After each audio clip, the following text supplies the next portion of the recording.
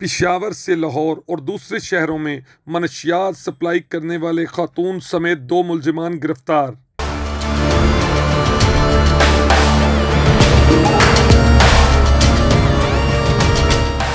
SP AVLS Zahid Hussain ने press conference करते हुए बताया कि AVLS सिविल लाइन डिवीजन में दौरान स्नैप चेकिंग इकबाल ASI ने मेहरान गाड़ी को मशकूक जानकर रोका।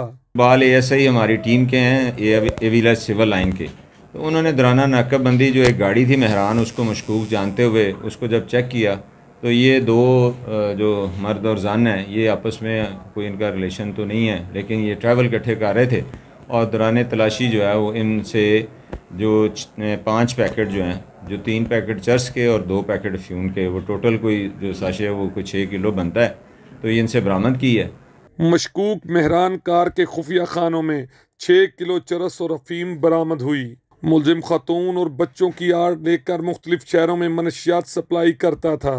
गिरफ्तार मुलजिमान में बाबर नसीम और अजरा बीबी शामिल हैं, जो एक फैमिली की तरह सफ़र करते और सफ़र के दौरान मुख्तलिफ शहरों में मनशियात सप्लाई करने का काम करते थे। DIG इन्वेस्टिगेशन अत्तर इस्माइल की तरफ से AVLS टीम को शाबाश। कैमरा टीम के साथ मलिक मुश्ताक, 7 न्यूज़, लाहौर।